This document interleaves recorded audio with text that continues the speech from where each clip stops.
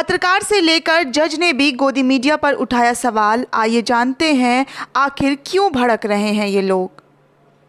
रविश कुमार लिखते हैं, राजस्थान के फतेहपुर शेखावटी सीकर जिले में एक कायम रसोई कायम हुई है। कायम खानी यूथ ब्रिगेड ने प्रशासन से अनुमति लेकर राज्य सरकार की गाइडलाइन का पालन करते हुए ये रसोई कई कायम की है। हर दिन ये लोग 1000 फीट पैकेट्स लोगों में बांटते हैं।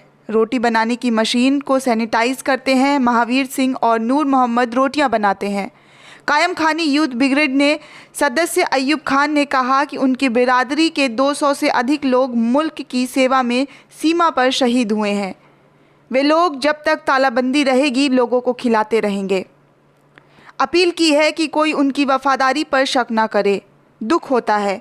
मेरा कहना है कि अयूब भाई, आप सेवा करते रहें। लोगों में मोहब्बत की असीम संभावनाएं होती है। आप जैसा कोई भी इस देश की दरारों को भरने का काम कर रहा है। जोश में कोई कमी मत आने दीजिएगा। लोग एक दिन सच्चाई को देखेंगे ज़रूर। बस ये संकट का दौर है, किसी को सिपाही बन जाना है। हिंद का इकबाल, आप जैसे निस्वार्थ सेवा करने वाले हिंदुस्तानियों की बदौलत बुलंद आवाज़ होगा। आमीन। आगे फिर से रविश कुमार ने लिखा है, मोबाइल फ़ोन की दुकानें खुलनी चाहिए, चश्मे की भी। सरकार को देखना चाहिए कि ऑनलाइन कंपनियों की होम डिलीवरी की छूट ना मिले। रिटेल दुकानदारों को भी शर्तों के साथ छूट मिलनी चाहिए। ऐसे वक्त में फ़ोन ख़राब हो जाए, लैपटॉप काम ना करे तो कैसे ठीक होगा। इस बेकारी में और बेकार हो जाएगा। मोबाइल रिटेल के संगठन ने गृह मंत्री शाह से मांग की है, मार्केट और मॉल में किसी कोने में दुकान लगाकर अपना गुजारा करने वाले भाइयों के साथ इंसाफ होना चाहिए।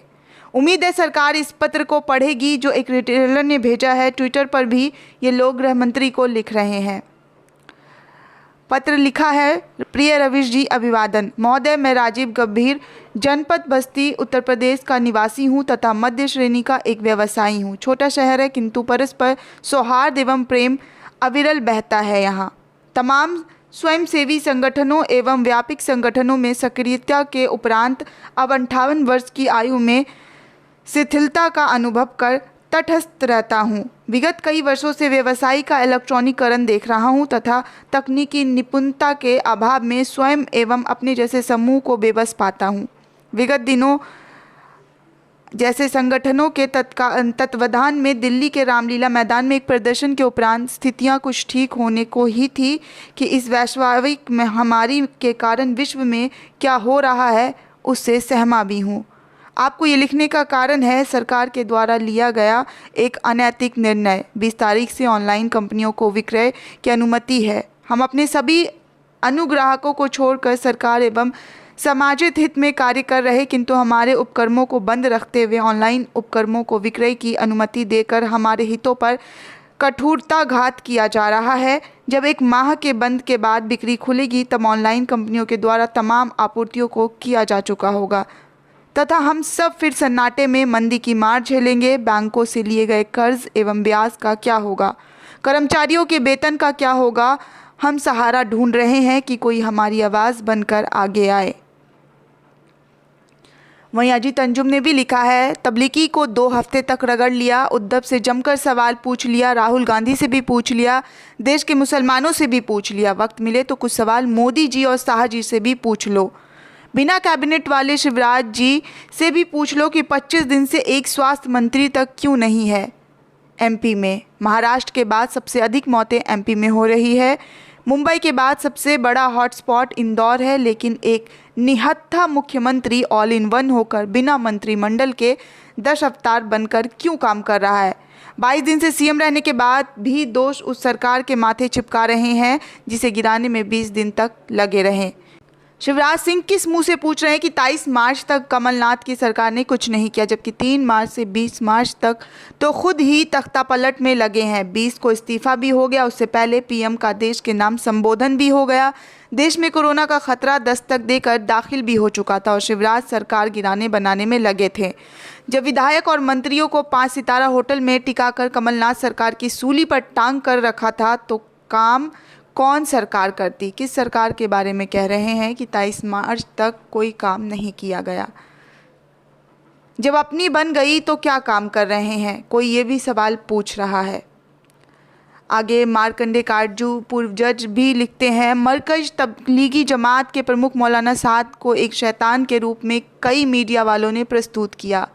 उनके खिलाफ 304 आईपीसी के तहत एक प्राथमिक दर्ज की गई और उनके घर पर छापा भी मारा गया। यह आरोप है कि उन्होंने जानबूझकर भारत में कोरोना वायरस फैलाया है। सरकार झूठ और हास्यप्रद प्रतीत होता है। मुसलमान दशकों से निज़ामुद्दीन के मरकज़ में इकट्ठा होते रहे हैं और इसलिए उन्होंने मार्च में भी वही किया। मरकज़ में कई लोग विदेशी देशों से जैसे मलेशिया, इंडोनेशिया, तजाकिस्तान आदि से जगह से लोग आए थे और ये संभव है कि कुछ लोग कोरोना से संक्रमित थे जिन्होंने अनजाने में जमात के दूसरे लोगों को भी बीमारी फैलाई। लेकिन ये कहना कि ये जानबूझकर किया गया है बिल्कुल बेतुका है। इसलिए मौलाना के खिलाफ एफआईआर पूरी तरह से अनुचित और आधारहीन है। कुछ लोग पूछते हैं कि मौलाना पुलिस के सामने आत्मसमर्पण क्यों नहीं करते। कोई भी इसका सही कारण का अनुमान नहीं लगा सकता, लेकिन ये बहुत संभव है कि वो डर गए हो कि ऐसा करने पर पुलिस द्वारा 3rd डिग्री का उपयोग किया जाएगा। आगे सलमान सिद्दीकी ने लिखा है, रूबिका लियाकत, रोहित सरदाना, चित्रा त्रिपाठी, दीपक चौरसिया, इन चारों मानसिक बीमारों की सोच देखो। अक्सर गोदी मीडिया के चैनलों का ट्वीट और किसी भी जहरीले बयानों का समर्थन एक ही जैसा होता है, जैसे इन्हें आईटी सेल से मिलता है, लिखकर वही ट्वीट कर देते हैं। ये लोग ये भी नहीं देखते कि पढ़े लिखे लोग इन्हें जाहिल कहेंगे। आगे कृष्णकांत लिखते हैं, जावेद को सब्जी बेचने से मना किया गया तो उसने अपना नाम संजय रख लिया, लेकिन जिन्ना के हिंदू चेलों ने आधार कार्ड चेक किया और पहचान कर लिया कि वो संजय नहीं जावेद है। अब जावेद सब्जी नहीं बेचेगा क्योंकि वो मुसलमान है। लखनऊ से कमाल खान ने रिपोर्ट किया है। बुलंदशहर में ठेलों पर भगवा झंडे लगा दिए गए हैं ताकि हिंदू भगवा झंडे वाले ठेले से ही सब्जी फल खरीदें। ऐसा होने दिया जा रहा है। एक सब्जी वाला कह रहा है कि किसी हिंदू परिषद वालों ने लगाया है। कोरोना वायरस की ये हिंदू मुसलमान थ्योरी जानकर दुनिया सन्न रह जाएगी। वैज्ञानिक हमारी महानता पर हैरान होंगे कि हमने महामारी को भी हिंदू मुसलमान में बदल दिया। इससे भारत का गौरव बढ़ेगा। कोरोना वायरस ने यह हलफनामा कब दिया कि मैं हिंदू ठेलों से नहीं फैलूंगा और मुसलमान ठेले से फैलूंगा?